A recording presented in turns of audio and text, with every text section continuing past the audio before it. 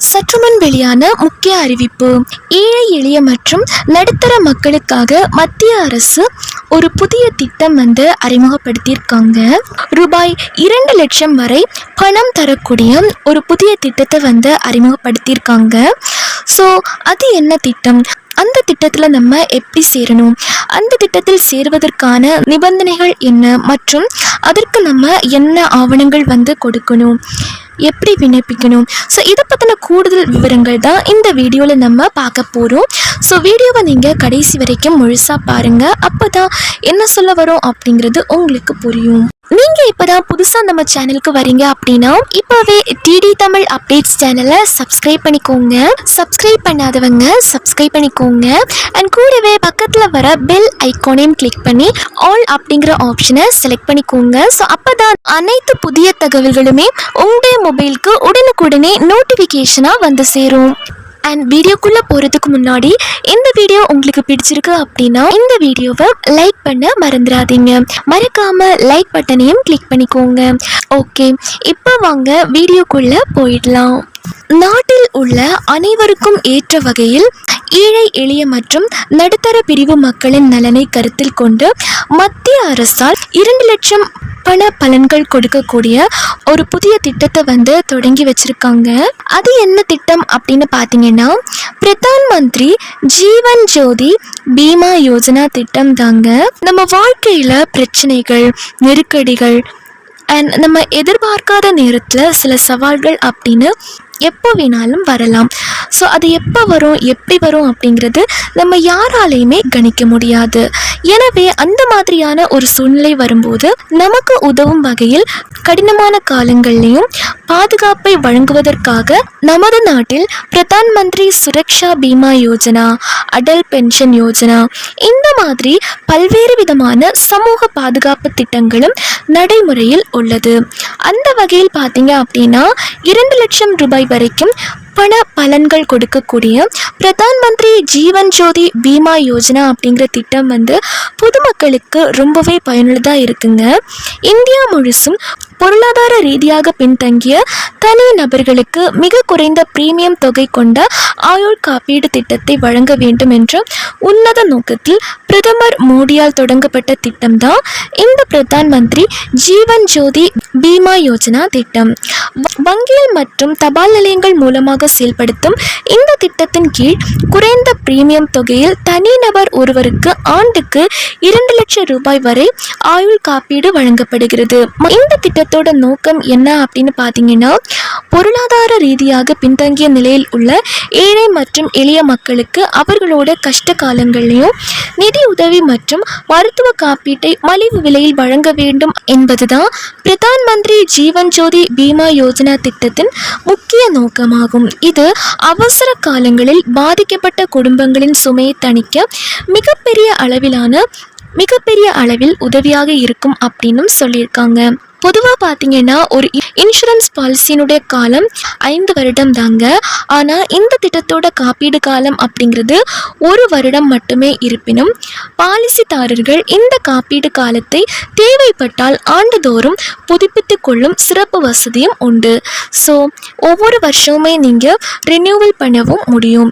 இந்த திட்டத்தின் கீழ் காப்பீடு எடுத்த 1 வருடத்திற்கு பிறகு ஒவ்வொரு பாலிசிதாரர்களும் 2 லட்சம் காப்பீடு தொகை வழங்கப்படும் அப்படின்னு சொல்லியிருக்காங்க. ஒருவேளை இதில் காப்பீடு செய்த பாலிசிதாரர் எதிர்பாராத விதமாக இறந்துவிட்டால் அந்த காப்பீட்டு தொகை முழுவதும் பாலிசிதாரரின் குடும்ப உறுப்பினர்கள் அல்லது வாரிசுதாரருக்கு வழங்கப்படும் அப்படின்னு சொல்லியிருக்காங்க.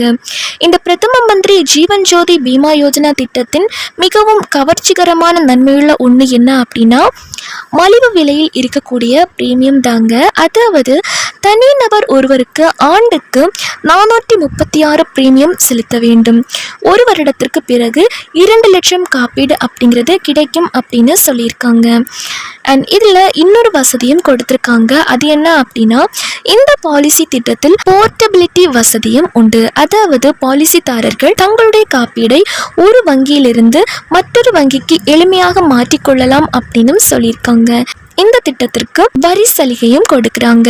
இந்த திட்டத்திற்கான முதிர்வு காலம் அப்படிங்கிறது எதுவுமே கிடையாதுங்க. பாலிசிதாரர் இறந்துவிட்டால் காப்பீடு தொகை மட்டும் வழங்கப்படும். இந்த பாலிசிக்கு செலுத்தப்படும் பிரீமியத்திற்கு வருமான வரி சட்டத்தின் பிரிவு 80C கீழ் வரி விலக்கும் அளிக்கப்படும் அப்படின்னு சொல்லியிருக்காங்க. அண்ட் இதில் நீங்கள் கவனிக்க வேண்டிய இன்னொரு முக்கியமான விஷயம் இருக்குங்க. அது என்ன அப்படின்னா, பல காப்பீடு திட்டங்களிலும் மருத்துவ பரிசோதனை மிகவும் அவசியமான ஒன்று தாங்க. ஆனால் இந்த PMJJP பாலிசி எடுப்பதற்கு எந்தவித மருத்துவ பரிசோதனையும் தேவையில்லை அப்படின்னு சொல்லியிருக்காங்க. காப்பீடு பாலிசியின் ஒப்புதல் கடிதத்தில் சில நோய்கள் குறிப்பிடப்பட்டு இருக்கும். அந்த நோய்களால் நீங்கள் பாதிக்கப்படவில்லை என்பதை மட்டும் எழுதி தந்தால் போதுமானது. பொய்யான அல்லது தவறான தகவல் அளித்தால் இந்த திட்டத்தின் மூலமாக பலன் கிடைக்காது அப்படின்னு சொல்லியிருக்காங்க. இந்த திட்டத்தில் இணைவதற்கான நிபந்தனைகள் அப்படின்னு பார்த்தீங்கன்னா, 18 வயது முதல் 55 வயதிற்கு மிகாமல் இருக்க வேண்டும். வங்கி அல்லது போஸ்ட் ஆஃபீஸில் சேமிப்பு கணக்கு வைத்திருக்க வேண்டும். அதே போல் உங்களுடைய ஆதார் அட்டை காப்பீடு பயன்படுத்தும் போது வங்கி கணக்குடன் கட்டாயம் இணைக்கப்பட்டிருக்க வேண்டும் அப்படின்னு சொல்லியிருக்காங்க. ஒரு தனி நபர் பல்வேறு வங்கிகளில் பல சேமிப்பு கணக்குகளை வைத்திருந்தாலும் அவற்றில் ஒரே ஒரு வங்கி கணக்கின் மூலமே இந்த திட்டத்தின் மூலம் சேர முடியும் அப்படின்னு சொல்லியிருக்காங்க. நீங்கள் நிறைய அக்கௌண்ட் வச்சிருந்தாலும் அதில் ஏதாச்சும் ஒரு பேங்க் அக்கௌண்ட் மூலமாகவே இந்த திட்டத்தில் சேர்ந்து கொள்ள முடியும் அப்படின்னு சொல்லியிருக்காங்க. ஒரு தனி நபர் ஒரே ஒரு ஜீவன் ஜோதி பீமா யோஜனா பாலிசியை மட்டுமே வைத்திருக்க அனுமதிக்கப்படுகிறார்கள் அப்படின்னு சொல்லியிருக்காங்க. இந்த திட்டத்திற்கு சேருவதற்கு என்னென்ன ஆவணங்களை நீங்கள் சமர்ப்பிக்க வேண்டும் அப்படின்னு பார்த்தீங்கன்னா, ஆதார் அட்டை, மொபைல் எண், வங்கி பாஸ்புக், உங்களுடைய பாஸ்போர்ட் சைஸ் ஃபோட்டோ மற்றும் பேன் கார்டு போன்ற ஆவணங்களை கொடுக்கணும் அப்படின்னு சொல்லியிருக்காங்க. அண்ட் இந்த திட்டத்திற்கு நீங்கள் எப்படி விண்ணப்பிக்கலாம் அப்படின்னா, இந்த திட்டத்தின் கீழ் பாலிசி எடுக்க முதலில் நீங்கள் சேமிப்பு வங்கி கணக்கு வைத்திருக்கும் வங்கி அல்லது போஸ்ட் ஆஃபீஸுக்கு நேரில் சென்று திட்டத்தை பற்றி நீங்கள் அவங்க கிட்ட சொல்லணும். அங்கே உங்களுக்கு PMJJP பதிவு படிவம் ஒன்றை அவங்க கொடுப்பாங்க. அல்லது வங்கியின் அதிகாரப்பூர்வ வலைத்தளத்திலிருந்து இந்த விண்ணப்பத்தை நீங்கள் டவுன்லோட் பண்ணிக்க முடியும். உங்களுடைய பிறந்த தேதி, பெயர், ஆதார் எண், மொபைல் நம்பர், முகவரி போன்ற அடிப்படையான விவரங்களை பூர்த்தி செய்து பின்னர் அனைத்து தேவையான தகவல்களையும் துல்லியமாக நிரப்பப்பட்டுள்ளதா என்பதை உறுதி செய்து கொண்டு வங்கி மேலாளரிடம் சமர்ப்பிக்க வேண்டும்.